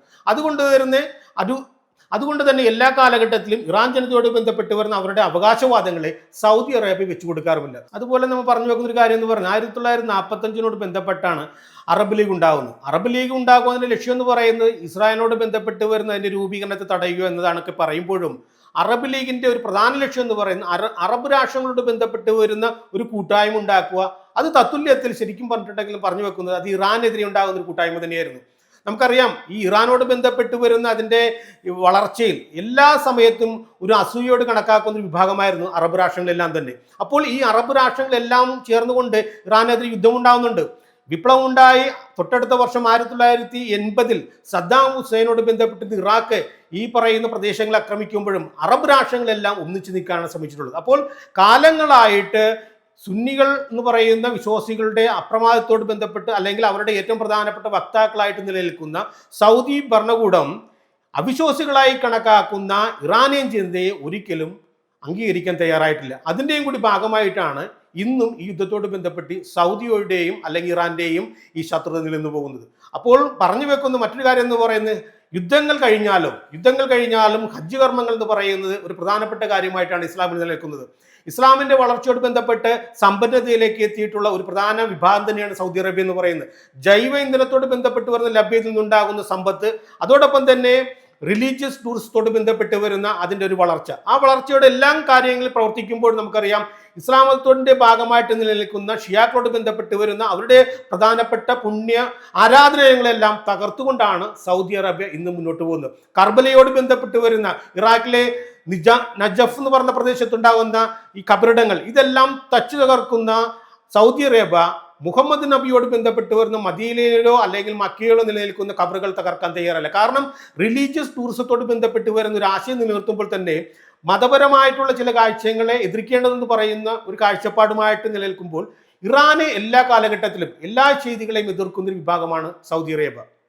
അപ്പോൾ ഇറാനോട് ബന്ധപ്പെട്ട് വരുന്ന അല്ലെങ്കിൽ ഷിയാക്കളോട് ബന്ധപ്പെട്ട് അവരുടെ പുണ്യ ആരാധനാലയങ്ങൾ അല്ലെങ്കിൽ കബറിടങ്ങളെല്ലാം തകർക്കുമ്പോൾ എന്തുകൊണ്ടാണ് സൗദി അറേബ്യയോട് ബന്ധപ്പെട്ട് വരുന്ന പ്രോഫറ്റ് മുഹമ്മദിന്റെ കബറിടങ്ങളുണ്ട് അത് ഈ പറയുന്ന വിഭാഗം തകർക്കുന്നത്? അവിടെയാണ് മതപരമായിട്ടുണ്ടാകുന്ന തീർത്ഥാടന പദ്ധതികളിലൂടെ ലഭിക്കുന്ന സമ്പത്തിൽ കണ്ണുനട്ടുകൊണ്ടാണ് സൗദി അറേബ്യ മുന്നോട്ട് പോകുന്നത് ഇറാൻ മനസ്സിലാക്കുന്നത്. അപ്പോൾ ഇറാനോട് ബന്ധപ്പെട്ട് വരുന്നൊരു അവകാശം മുസ്ലിങ്ങൾ എന്ന രീതിയിൽ സൗദി അറേബ്യ ഇപ്പോൾ തന്നെ ഇറാനുമുണ്ട്. ഹജ്ജ് കർമ്മങ്ങളോട് ബന്ധപ്പെട്ടാകട്ടെ അല്ലെങ്കിൽ മക്കയോടോ മദീനയോട് ബന്ധപ്പെട്ട് വരുന്ന ആരാധനകളുടെ കാര്യത്തിലാകട്ടെ ലോക മുസ്ലിങ്ങൾക്കെല്ലാം തന്നെ ഒരേ അവകാശമാണെന്നാണ് ഇറാൻ പറയുന്നത്. പക്ഷേ ആ ഒരു അവകാശവാദത്തെ അംഗീകരിച്ചു കൊടുക്കാൻ സൗദി അറേബ്യ ഇന്നും തയ്യാറല്ലാത്തത് കൊണ്ടാണ് ഇവർ തമ്മിലൊരു ശത്രുത ഇന്നും നിലനിന്നു പോകുന്നത്. ഓക്കെ, നമുക്ക് മറ്റൊരു യുദ്ധത്തിൽ പങ്കെടുക്കുന്ന മറ്റൊരു രാജ്യമാണ് ഇസ്രായേൽ. ഈ നമ്മളെ ഇറാനിൽ ഈ പബ്ലിക്കായിട്ടൊരു ബോർഡ് വെച്ചിട്ടുണ്ട്, 2040 ഇസ്രായേലിനെ ഈ ഭൂമുഖത്ത് നിന്ന് ഇല്ലാതാക്കും എന്നുള്ളതാണ്. അതിന് വേണ്ടിയിട്ട് അവർ കൗണ്ട് ഡൗൺ ടൈമറും വെച്ചിട്ടുണ്ട് അല്ലേ. എന്തുകൊണ്ടാണ് ഒരു രാജ്യം മറ്റൊരു രാജ്യത്തെ നശിപ്പിക്കാൻ വേണ്ടി പൊതുജന സമക്ഷം ഇങ്ങനെ ഒരു കൗണ്ട് ഡൗൺ ടൈമറും വെച്ച് ഇത്രത്തോളം ഇങ്ങനെ പ്രകോപിതമായിട്ട് പെരുമാറുന്നതിൻ്റെ കാരണം എന്തായിരിക്കാം? ഇതിലുണ്ടാകുന്നൊരു കാര്യം എന്ന് പറഞ്ഞാൽ നമുക്കറിയില്ലേ, ഈ ജൂതമതത്തോടെല്ലാം ബന്ധപ്പെട്ട് വരുന്ന അതിൻ്റെ ഒരു കാഴ്ചപ്പാട്, ആ കാഴ്ചപ്പാടിനെ എതിർത്തുകൊണ്ട് തന്നെയാണ് ഇസ്ലാം മതം രൂപപ്പെട്ടിട്ടുള്ളത്. അപ്പോൾ ആ ജൂതമതത്തോട് ബന്ധപ്പെട്ട് വരുന്ന അതിനോട് ബന്ധപ്പെട്ട് വരുന്ന ഒരു വാസഗൃഹം എന്ന രീതിയിലാണ് ഇസ്രായേൽ രൂപീകരിക്കപ്പെടുന്നത്. നമ്മൾ മനസ്സിലാക്കേണ്ട ഒരു കാര്യം, ഇറാനോട് ബന്ധപ്പെട്ട് വരുന്ന ഇസ്രായേൽ യുദ്ധങ്ങളുണ്ട്. ആ ഇറാനോട് ബന്ധപ്പെട്ട് വരുന്ന പ്രശ്നങ്ങൾ നമ്മൾ ഈ അടുത്ത കാലത്തൊക്കെ കണ്ടതാണ്. പക്ഷേ 1948 ഇറാൻ രൂപീകരിക്കപ്പെടുമ്പോൾ 1948 ഇസ്രായേൽ രൂപീകരിക്കപ്പെടുമ്പോൾ ആ ഒരു രാഷ്ട്രത്തെ അംഗീകരിച്ച രാജ്യമാണ് ഇറാൻ എന്ന് പറയുന്നത്. അവിടെയാണ് നമ്മൾ മനസ്സിലാക്കേണ്ടത്. അതായത് 48 അങ്ങനെ ഒരു രാഷ്ട്രം ഉണ്ടാകുമ്പോൾ 48 പല്ലവിയുടെ കാലഘട്ടമാണ്. അതായത് രണ്ടാമത്തെ പല്ലവിയായിട്ടുള്ള റിസാ ഷാ പല്ലവിയുടെ കാലഘട്ടത്തിൽ ഇസ്രായേൽ എന്ന് പറയുന്ന ഒരു രാഷ്ട്രം ഉണ്ടാകുമ്പോൾ ആ രാഷ്ട്രത്തെ അംഗീകരിക്കാൻ സന്നദ്ധത കാണിച്ചിട്ടുണ്ടെന്നുള്ളതാണ് നമ്മൾ മനസ്സിലാക്കേണ്ടത്. കാരണം ഇറാനെ സംബന്ധിച്ച് തൊട്ടയൽവക്കത്ത് അവരെ അംഗീകരിക്കുന്ന, അവർക്ക് ഉൾക്കൊള്ളാൻ പറ്റുന്ന ഒരു രാജ്യം ഉണ്ടാകുന്നത് ഇറാനെ സംബന്ധിച്ച് വലിയൊരു അനുഗ്രഹമായിട്ടാണ് അവർ കണക്കാക്കിയത്. കാരണം അറബ് ജൈത്രയാത്രയുണ്ട്, അറബ് വംശത്തോട് ബന്ധപ്പെട്ട് വരുന്നൊരു കൂട്ടായ്മയുണ്ട്. അതിനോടെല്ലാം ബന്ധപ്പെട്ടാണ് അറബ് നാഷണലിസം ഉണ്ടാകുന്നത്, അറബ് ദേശീയത ഉണ്ടാകുന്നത്. ആ ദേശീയത എല്ലാം തന്നെ അറബ് രാഷ്ട്രങ്ങളുടെ ഐക്യം, അറബ് രാഷ്ട്രങ്ങളുടെ വളർച്ച മാത്രമാണ് ലക്ഷ്യം വെച്ചത്. അവിടെ ഒറ്റപ്പെട്ടു പോയത് ഇറാനായിരുന്നു. ആ ഇറാനെ സംബന്ധിച്ച് ഈ അറബ് രാഷ്ട്രങ്ങളെല്ലാം ഒറ്റക്കെട്ടായി എതിർക്കുന്ന ഒരു രാജ്യം ഉണ്ടാകുമ്പോൾ തങ്ങളെപ്പോലെ തന്നെയാണ് ഈ പറഞ്ഞ ഇസ്രായേൽ എന്നുള്ളൊരു കാഴ്ചപ്പാടാണ് പുലർത്തിയത്. അതുകൊണ്ട് ഇസ്രായേലിനോട് ബന്ധപ്പെട്ട് വരുന്ന ആ രാജ്യം ഉണ്ടാകുന്ന സമയത്ത് ഈ പറയുന്ന ഇറാൻ അതിനെ അംഗീകരിക്കാൻ തയ്യാറായിട്ടുണ്ട്. പക്ഷേ കാലങ്ങൾ കഴിഞ്ഞു പോകുമ്പോൾ, അതായത് 1973 ഈജിപ്തുമായിട്ട് ഇസ്രായേൽ യുദ്ധം ഉണ്ടാകുമ്പോൾ ഈജിപ്തിന് ഇതേ പല്ലവി ഭരണാധികാരി തന്നെ ആയുധം കൊടുത്ത് സഹായിക്കുന്നു. അവിടെയാണ് ഈ പറയുന്ന ഒരു ശത്രുതയിലേക്ക് ഇസ്രായേലും ഈ പറയുന്ന ഇറാനും മാറുന്നത്. അപ്പോൾ ഇറാനോട് ബന്ധപ്പെട്ട് വരുന്ന ജനവിഭാഗം ഷിയാക്കളാണെന്ന് പറയുമ്പോൾ തന്നെ അടിസ്ഥാനപരമായിട്ട് ഖുറാനിൽ വിശ്വസിക്കുന്ന വിശ്വാസികൾ തന്നെയാണ് ഈ പറയുന്ന ഇറാനിലെ ജനവിഭാഗം. ഇറാനിനോട് ബന്ധപ്പെട്ട് വരുന്ന വിഭാഗങ്ങൾ ഇസ്ലാം മതത്തിന്റെ കാഴ്ചപ്പാടുമായി നിലനിൽക്കുമ്പോൾ ഏതൊരു കാലഘട്ടത്തിലും അതിനെ ജൂത വിഭാഗത്തെ എതിർക്കാൻ മാത്രമേ അവർക്ക് വിധിച്ചിട്ടുള്ളൂ. കാരണം ഇസ്ലാം മതത്തിന്റെ ഒരു ഐഡിയോളജി എന്ന് പറയുന്നത് തന്നെ ജൂത വിഭാഗത്തോട് ബന്ധപ്പെട്ടിരുന്ന വിഭാഗത്തെ ഇല്ലായ്മ ചെയ്യുക എന്നതാണ്. അപ്പോൾ ആശയപരമായിട്ടോ അല്ലെ രാഷ്ട്രീയപരമായ വേർതിരിവുകൾ സുന്നികൾ എന്ന രീതിയിലോ ഷിയാക്കൾ എന്ന രീതിയിലോ ഉണ്ടെങ്കിൽ തന്നെയും വളർന്നു വരുന്ന ഒരു ശക്തിയായിട്ട് ഈ പറയുന്ന വിഭാഗം മാറിയപ്പോൾ ആ വിഭാഗത്തെ എതിർക്കേണ്ടതിന് തോന്നൽ അല്ലെങ്കിൽ ഒരു ബോധമാണ് ഈ പറയുന്ന ഇസ്രായേലിനെ എതിർക്കുന്ന ഒരു കാലഘട്ടത്തിലേക്ക് അല്ലെങ്കിൽ ഇന്ന് ഈ പറയുന്ന രീതിയിലേക്ക് ഈ ഇറാൻ മാറിയിട്ടുള്ളത്. പറഞ്ഞു വെക്കുന്നത് മറ്റൊന്നുമല്ല, നമുക്കറിയാം ഇസ്രായേലിന്റെ ഒരു വളർച്ചയിൽ ആ വളർച്ചയോട് ബന്ധപ്പെട്ട് വരുന്ന ഹമാസ്, ആ വളർച്ചയോട് ബന്ധപ്പെട്ട് അതിനെ ഏറ്റവും കൂടുതൽ എതിർക്കുന്ന ഒരു വിഭാഗമായിട്ട് PLO ഉണ്ടാകുന്നു. ആ PLOയോട് ബന്ധപ്പെട്ട് പിന്നീട് സായുധ സംഘമായിട്ട് ഹമാസ് ഉണ്ടാകുന്നു. ഇതേ കാലഘട്ടത്തിൽ തന്നെ അറബ് രാഷ്ട്രങ്ങൾക്കെതിരെ ഉണ്ടാകുന്ന അതിന്റെ ജൈത്രയാത്ര അല്ലെങ്കിൽ അതിന്റെ എതിർപ്പുകൾ ഉണ്ടാകുമ്പോൾ ലെബനോട് ബന്ധപ്പെട്ട് വരുന്ന ഹിസ്ബുള്ള, അതുപോലെ തന്നെ യമനോട് ബന്ധപ്പെട്ട് വരുന്ന ഹൂത്തികൾ, ഈ ഹൂത്തികളും ഈ പറഞ്ഞ ഹിസ്ബുള്ളയും ഇറാനോട് ബന്ധപ്പെട്ട് വരുന്ന ഷിയ വിഭാഗത്തിന്റെ അവാന്തര സായുധ സംഘങ്ങൾ തന്നെയാണ്. അപ്പോൾ ലെബനോട് ബന്ധപ്പെട്ട് വരുന്ന പ്രദേശങ്ങൾ ഈ പറഞ്ഞ ഇസ്രായേൽ പിടിച്ചെടുക്കുമ്പോൾ അതിനെ എതിർക്കുന്ന ഒരു വിഭാഗം ഇസ്ലാമിക സാമ്രാജ്യത്തോട് ബന്ധപ്പെട്ട് അല്ലെങ്കിൽ ഇസ്ലാമിക സമൂഹത്തിന്റെ അംഗങ്ങൾ എന്ന രീതിയിൽ ലെബനോട് ബന്ധപ്പെട്ട് വരുന്ന മുസ്ലിങ്ങൾ ഇസ്രായേലിനെ എതിരിടുമ്പോൾ ആ ഇസ്രായേലിന്റെ ഭാഗമായിട്ട് നിലനിൽക്കാതെ ആ ഇസ്രായേലിനെ ഞങ്ങളിലും എതിർക്കേണ്ടെന്നൊരു തോന്നലിൽ നിന്നാണ് ഈ ലെബനീസിനോട് ബന്ധപ്പെട്ട് വരുന്ന സായുധ സംഘത്തെ ഇറാൻ പരിപോഷിപ്പിക്കുന്നു. 1979 സായുധ വിപ്ലവം ഇറാനിലുണ്ടാകുമ്പോൾ ഇറാന്റെ അതിന്റെ ജൈത്രയായത്തിൽ ഏറ്റവും പ്രധാനപ്പെട്ട ഒരു ഘടകമായിട്ട് പ്രവർത്തിച്ചതെന്ന് പറയുന്നത് ഈ പറയുന്ന റവല്യൂഷണറി ഗാർഡുകൾ തന്നെയായിരുന്നു. ആ റവല്യൂഷണറി ഗാർഡുകളോട് ബന്ധപ്പെട്ടാണ് 1987 ലെബനോട് ബന്ധപ്പെട്ട് പറഞ്ഞ ഹിസ്ബുള്ള ഉണ്ടാകുന്നത്. ആ ഹിസ്ബുള്ളയ്ക്ക് ഒരു തകർച്ച ഉണ്ടാകുമെന്ന് പറഞ്ഞാൽ ഷിയായിസത്തോട് ബന്ധപ്പെട്ട് വരുന്ന അതിന്റെ വളർച്ചയ്ക്ക് എതിരെ നിൽക്കുന്ന ഒരു വിഭാഗമായിട്ട് ഇറാൻ മനസ്സിലാക്കുന്നത് കൊണ്ടാണ്.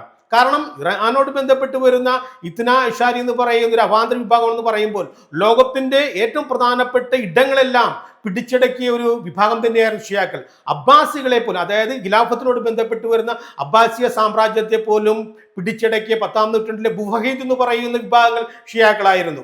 അല്ലെങ്കിൽ ഈ പറയുന്ന ഈജിപ്തിനോട് ബന്ധപ്പെട്ട് വരുന്ന ഫാത്തിമിത്തുകൾ ഈ പറയുന്ന ഷിയാക്കളായിരുന്നു. മാത്രമല്ല മക്കയോട് ബന്ധപ്പെട്ട് വരുന്ന ഒരു കാലഘട്ടത്തിൽ അതിന്റെ ഏറ്റവും പ്രധാനപ്പെട്ട ഇടമായിട്ട് കണക്കാക്കുന്നതോടൊപ്പം തന്നെ അവിടെ ഉണ്ടാകുന്ന ഹജറുൽ അസ്വദ് എന്ന് പറയുന്ന കറുത്ത കല്ല് മോഷ്ടിച്ചു കൊണ്ടുപോയി മക്കയെ ഒരു തിരാദുഃഖത്തിൽ അല്ലെങ്കിൽ ആരാധനാ സ്ഥലം എന്ന രീതിയിലുള്ള അതിന്റെ പ്രാധാന്യത്തെ ഇല്ലായ്മ ചെയ്ത ഒരു അജയശക്തി കൂടി എന്ന് പറയുന്നത് ഈ ഷിയാക്കളായിരുന്നു. അപ്പോൾ ഷിയാക്കളുടെ പല പല പ്രദേശങ്ങളുണ്ടാകുന്ന അവരുടെ അതിവേപനം അല്ലെങ്കിൽ അവരുടെ നിലനിൽപ്പുണ്ട്. ഈ നിലനിൽപ്പിനെ ചോദ്യം ചെയ്യുന്ന ഒരു ശക്തിയായിട്ടാണ് ഇസ്രായേലിനെ ഇറാൻ കണക്കാക്കുന്നത്. കാരണം ലോകത്തെ ഷിയാക്കളുടെ ഏറ്റവും പ്രബല ശക്തിയായിട്ട് അല്ലെങ്കിൽ അതിന് നേതൃസ്ഥാനത്ത് നിൽക്കുന്ന ഷിയാക്കളെ സംബന്ധിച്ച് അല്ലെങ്കിൽ ഒരു ഷിയ രാജ്യം എന്ന രീതിയിൽ ഷിയാക്കളോട് ബന്ധപ്പെട്ട് എവിടെയെല്ലാം ഷിയാക്കളുണ്ടോ ആ ഷിയാക്കളെ സംരക്ഷിക്കേണ്ട ബാധ്യത ഇറാൻ ഏറ്റെടുത്തുകൊണ്ടാണ് ഈ ഹിസ്ബുള്ളയോട് ബന്ധപ്പെട്ടാകട്ടെ അല്ലെങ്കിൽ ഈ പറയുന്ന യമനോട് ബന്ധപ്പെട്ട ഹൂത്തികളാകട്ടെ അവരെല്ലാം സഹായിക്കുന്ന ഒരു കാര്യത്തിലേക്ക് ഇറാൻ മാറുന്നത്. അതായത് നമ്മളിപ്പം ഇന്ന് സംസാരിച്ച വിഷയം നമ്മളെ പേർഷ്യ എങ്ങനെ ഇറാൻ ആയി, ഇസ്ലാമിക വിപ്ലവം, ഇറാനിലെ ഇസ്ലാമിക വിപ്ലവം നമ്മൾ ചർച്ച ചെയ്തു. അവിടുത്തെ ഷിയാക്കളെ പറ്റിയിട്ട് നമ്മൾ സംസാരിച്ചു.